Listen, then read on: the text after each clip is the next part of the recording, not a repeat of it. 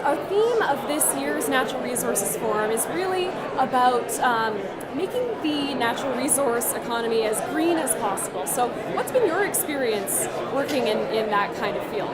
Thanks, Camille. And for context, I'm on the board of North Coal Limited, which is advancing a new metallurgical coal mine in the Elk Valley. Metallurgical coal is used in making steel. Steel is obviously a very important thing for any economy going forward.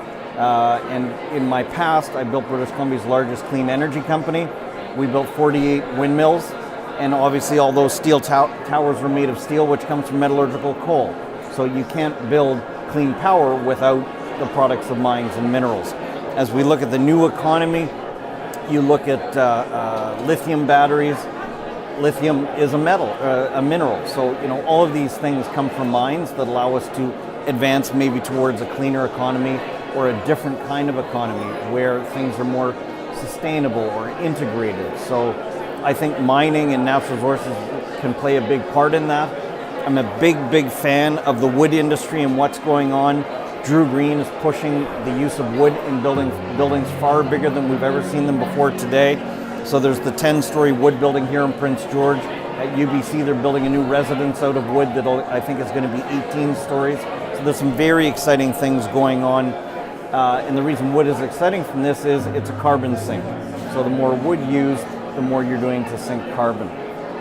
In my other capacity here, I'm chairman of Sun Metals, which is a new company that's advancing a copper project north of here, a 4.5-hour drive up in the Takala Lake Nation area.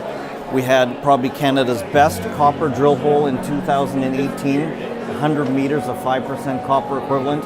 And copper is the most needed metal, and it's ubiquitous. It's in power lines, it's in motors. So any new electric car is going to have over 300 pounds of extra copper in it. So I think there's a whole lot of really exciting things going on, and the Natural Resources Conference is a great way to bring people together from all aspects of the industry to share ideas, to learn about how things are going.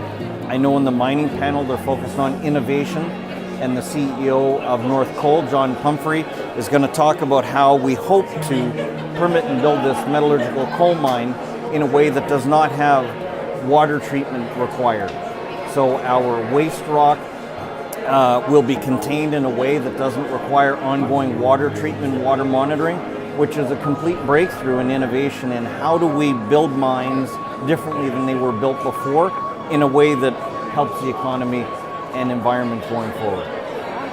Tons of exciting stuff, Donald. We've got a lot going on, yes. And so here at the BC Natural Resources Forum, are there any particular issues that you're wanting to talk about, or anyone in particular you're wanting to hear from?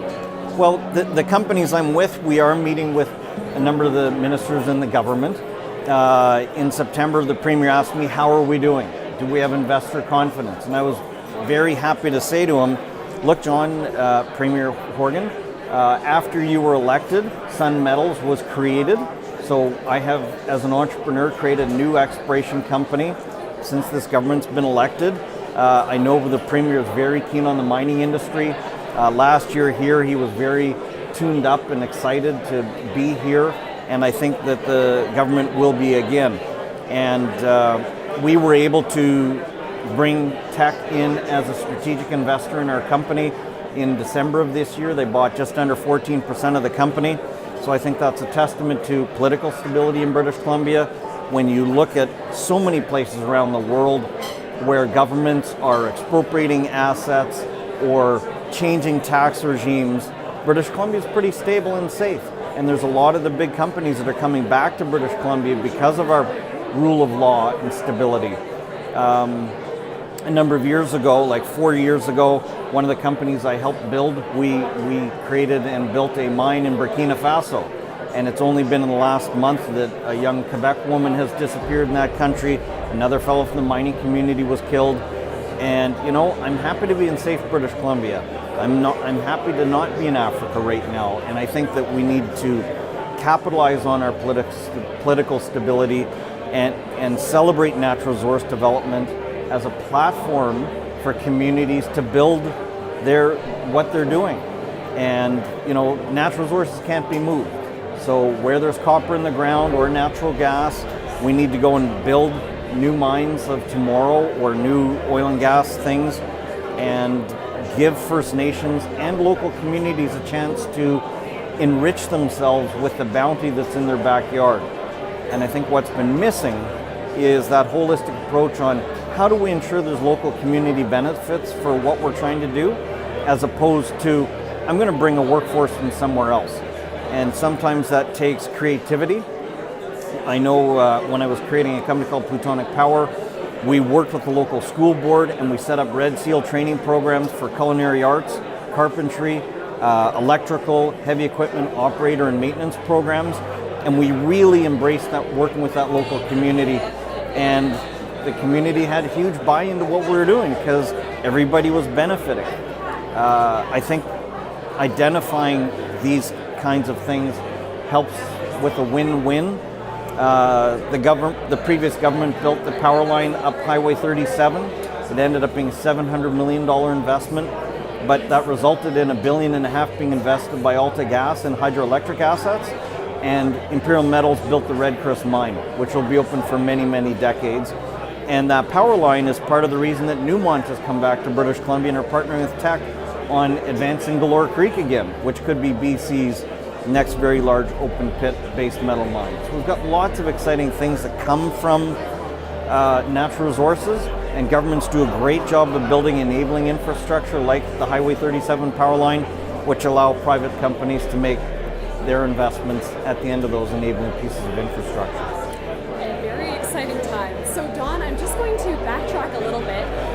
Tell me more about your company, Sun Metals, and why you decided to start it at this point in time. We've got a great team of scientists in Sun Metals, and we looked at what this project was, and the claims have been continuously held since 1944. And our scientists said, you know, there was gold found in 1944, there was silver, lead, zinc found later, then copper and zinc and gold after that, but nobody sort of put the picture together, and our scientists said, you know, if we drill in a different place than has been drilled before, we think we've got a good shot at this. So that's what our guys did, and we came up with this 100-meter 5% copper equivalent drill hole, which was probably the best copper drill hole in Canada last year. And we just raised some money with Teck. We've just raised $5.2 million.